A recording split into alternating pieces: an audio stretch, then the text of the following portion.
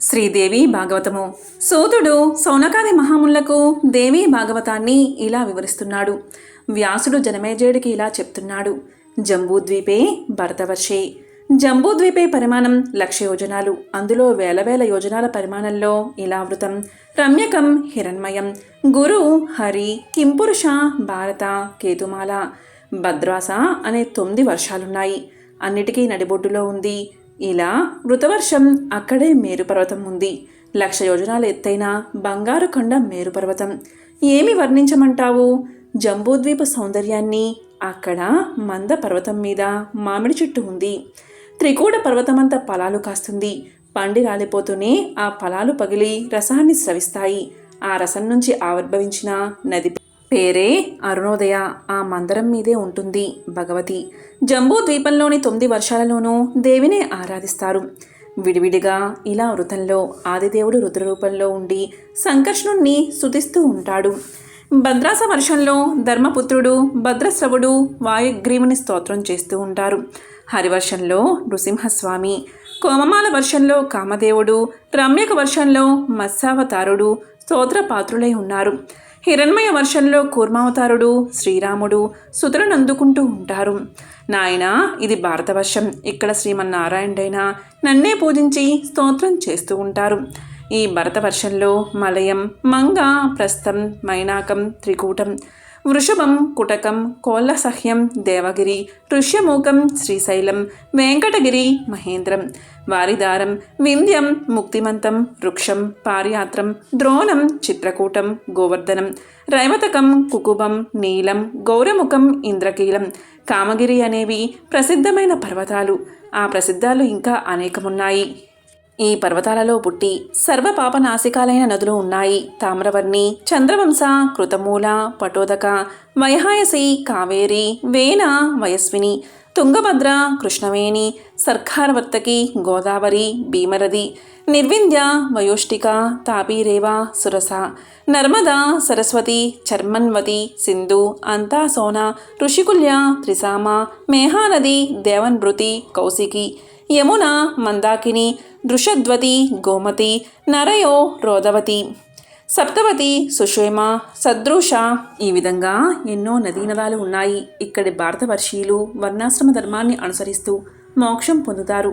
అందుకే ప్రపంచం మొత్తంలో ఈ వర్షానికి ఎనలేని గౌరవం. ఈ ప్రపంచంలోనే నన్న మాటమేటి ముల్లోకాలలోనూ భారతదేశం గౌరవించబడుతుంది.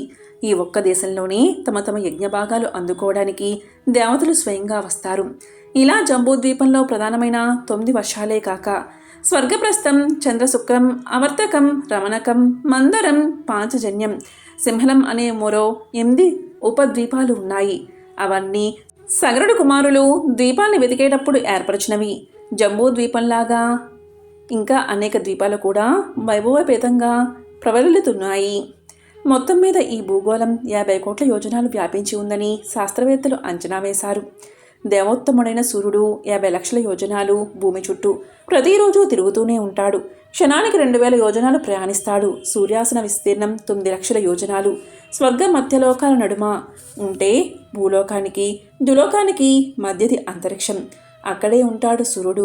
భూమికి 50 కోట్ల యోజనాల దూరంలో సూర్యుడు 1 ఏడాదిలో నడిచే మార్గాన్ని చంద్రుడు 1 నెలలో పూర్తి చేస్తాడు. సూర్యుని కిరణాల నుంచి లక్షల యోజనాల దూరంలో ఉంటాడు చంద్రుడు.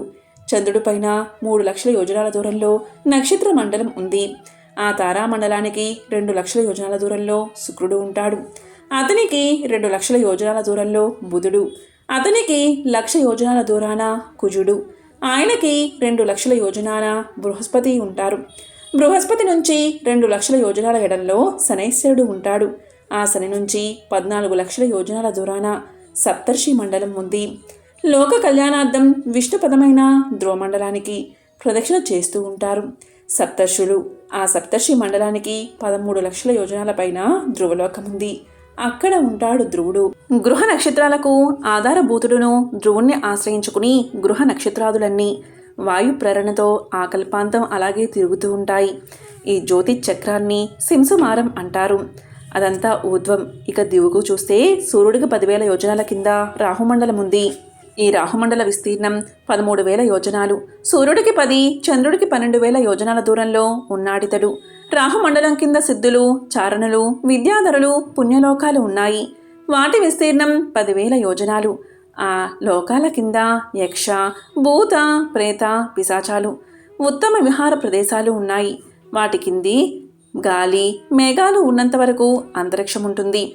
అంతరిక్షానికి 100 యోజనాల దిగువన గరుడ పక్షులు, డేగలు, హంసలు ఎగిరే భూమండలం ఉంది. భూమి కింది ఒకదాని నుంచి ఒకటి 10 యోజనాల దూరంలో అతల, వితల, సుతల, తలాతల, రసాతల, మహాతల, పాతాల లోకాలు ఉన్నాయి. ఒక్కొక్క లోకం 10,000 యోజనాలు ఉంటుంది. అట్టడుగుదైన పాతాళం కింద 30,000 యోజనాల దూరాన విష్ణు తామసీ కళ ఉంది. దాన్నే అనంతం అంటారు. దేవపూజ అందుకునే నిత్యకళ అనంతుడు. దాన్నే వంకర్షణుడిని అంటారు. అతడి శక్తి అనంతం. సర్వభూత సంహారం అతడి సంకల్పం. అతడు నల్లటి వస్త్రాలు కట్టుకుని ఉంటాడు. ఒక్కో చెవికే కుండలం ధరిస్తాడు. దేవతలు గణగణాన్ని కీర్తిస్తూ ఉంటారు. ఆ విధంగా ఉద్వాద లోకాల అనంతరం నరకాల గురించి వినిపించారు. దుర్భర పాపతారకమైన దేవీ పూజ గురించి చెప్పాడు. ఏ తిదిన దేవిని పూజించాలో చెప్పాడు. ఏ వారం ఏ నైవేద్యం చేయాలో చెప్పాడు. ఏ నక్షత్రానికి ఏది భోగమో చెప్పాడు. ఏ ఏ యోగా కరణాల్లో ఏం చెయ్యాలో చెప్పాడు. ఇంకా ఇలా అన్నాడు. చైత్రశుక్ల తదేనాడు ఇప్ప చుట్టులో అమ్మవారిని భావించి పూజించాలి. 5 రకాల నైవేద్యం సమర్పించాలి. అలా చైత్రం నుంచి పాల్గొనం దాకా 12 నెలలు ప్రతి నెల శుక్ల తదేనాడు ఇప్ప చెట్టులో దేవి ఆవాహన చేసి పూజిస్తే ఆమె ప్రసన్నం అవుతుంది. అప్పుడు ఆమెను స్తుతించాలి. ఆమెను స్తోత్రం చేయడం వల్ల సర్వార్థ సిద్ధి కలుగుతుంది. ఇక ప్రకృతి పంచకం గురించి విను అంటూ మళ్ళీ చెప్పడం ఆరంభించాడు వ్యాసుడు. ఈ విధంగా సూతుడు సౌనకాది మహామునులకు శ్రీదేవి భాగవతాన్ని వివరిస్తున్నాడు. ఓం శ్రీ మాత్రే నమః.